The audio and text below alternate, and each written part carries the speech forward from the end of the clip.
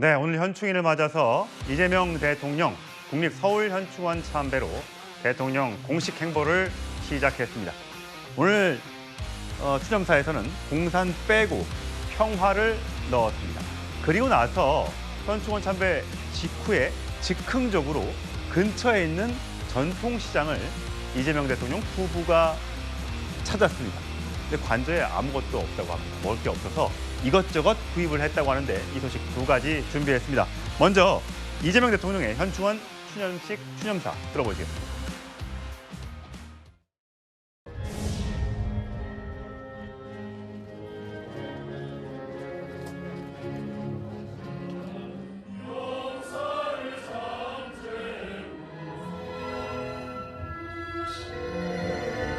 대한민국을 지켜내신 순국 선열과 호국 영령들의 명복을 빌며 머리 숙여 경의를 표합니다. 모두를 위한 특별한 희생에는 특별한 보상이 주어져야 합니다. 독립운동하면 3대가 망하고 친일하면 3대가 흥한다는 말은 이제 영원히 사라져야 합니다. 예, 오늘 현충일 추념사에서는 보훈을 강조했습니다. 최진봉 교수, 네. 독립운동하면 3대가 망하고 친일하면 3대가 흥한다는 말, 이제는 듣지 않도록 하겠다. 자, 이 말은 어떤 뜻입니까? 왜냐 어떤 뜻이냐면 사실은 친일 행정을 했던 사람들의 자손들이 아직도 그 재산을 가지고 있는 경우들이 많잖아요. 환수하려고 여러 번 노력했지만 그것도 불가능한 경우도 많이 있었습니다. 그런데 독립운동가 자손들 중에는요, 지금 정말 기초 수급 받으면서 생활하는 분도 많아요. 그게 바로 현실인 거죠. 우리가 사실은 독립되거나 친일파에 대한 청산이 제대로 되지 않는 바람에 결국은 독립운동 하신 분들은 어려움을 겪고 친일파들은 아직도 떵떵거리면서 하는 이런 구조. 이게 사실은 현충일에 가장 중요한 게 보훈 아니겠습니까? 나라를 위해서 제복을 입고 헌신하고 봉사하신 분들.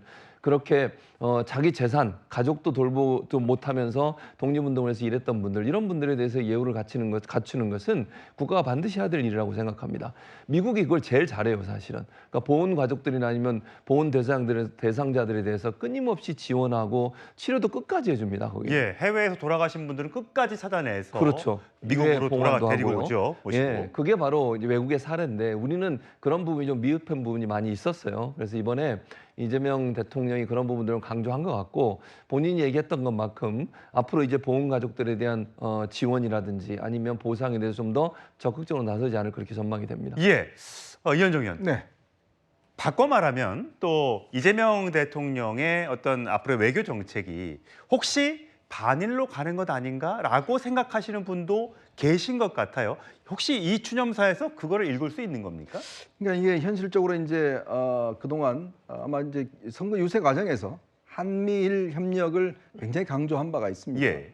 사실 지금 일본과의 관계는 우리가 군사적 관계 뭐 이런 것들로 이제 발전해 나가는 거 아니겠습니까? 아마 이재명 대통령도 이 큰 틀에서 벗어나기는 굉장히 어려울 겁니다. 본인도 아마 이 반일을 너무 앞세울 경우에 또 한 번의 이제 국론 분열, 또 그다음에 외교 관계 악화 뭐 이런 것들을 우리가 봐왔기 때문에 뭐 이런 전철을 밟지 않는 것으로 저는 보여집니다. 그런 상황에서는 좀 더 실용적으로 아마 접근하지 않을까라는 생각이 드는데, 사실 우리가 이제 미국처럼 어떤 보훈이라는 개념이 모두가 통합된 개념이면 모르겠지만 지금 우리 같은 경우는 사실은 이제 북한과의 어떤 관계, 또 이 독립운동 같은 경우도 이제 좌익 계열, 우익 계열 뭐 이렇게 나눠져 있고 실제로 남북이 어떤 이 갈라져 있기 때문에 또 그쪽에서 또 추모하는 사람, 이게 항상 이제 보수 정권과 진보 정권을 넘나오면서 뭔가 강조점이 서로 달라집니다. 대표적인 게 윤석열 정부 때 홍범도 장군에 대한 이제 논란이 있었죠. 이제 그러다 보니까 또 그때만 하더라도 주로 우익 계열의 어떤 이 운동, 그다음에 좌파 계열의 운동은 좀 무시하고, 또 특히 이제 강복회와의 갈등, 뭐 이런 것들이 이제 실제로 있어 왔고요.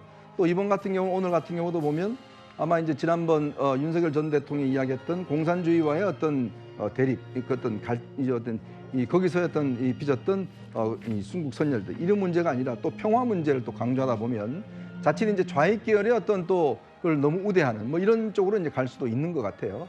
참 그런 면에서 안타까운 면이 분명히 있습니다. 아직까지 우리가 정권의 어떤 성향에 따라서, 이념적 성향에 따라서 어떤 무게 중심이 서로 달라지는 측면들이 있을 것 같은데, 그래서 이제 이게 아마 이재명 대통령 같은 경우는 이제 사실상 이념적이라고는 할 수는 없을 것 같아요. 이제 그런 면에서 저는 이 과거 정권이 해왔던 어떤 이 갈등, 오히려 여기에 너무 국력을 많이 소모했지 예. 않습니까?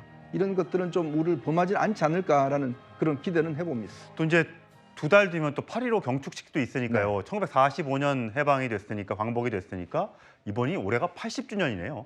그 행사에서 또 이재명 대통령이 어떤 얘기를 할지도 굉장히 관심이 벌써부터 쏠립니다. 박성민 비서관, 오늘 이 얘기도 했어요. 전쟁 걱정 없는 평화로운 나라, 든든한 평화 위에 민주주의의 번영이 꼽히는 나라를 만들겠다라고 얘기했습니다.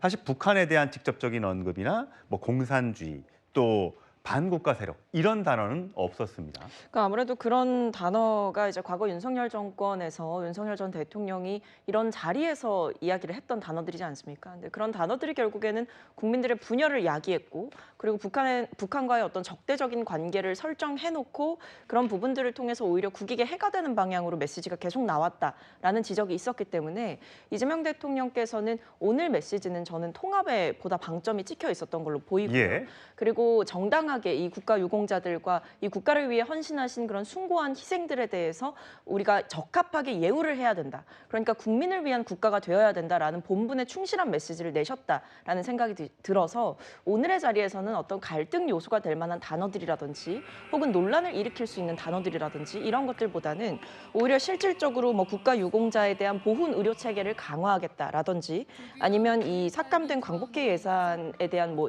따로 지시도 있었다라고 예. 하잖아요. 아니면 이제 군 경력에 대한 정당한 보상을 강화하겠다. 이런 메시지를 직접적으로 추념사에서 냈기 때문에 어떤 실질적인 조치와 이분들에 대한 존경과 예우의 방점을 찍은 것으로 보입니다. 예.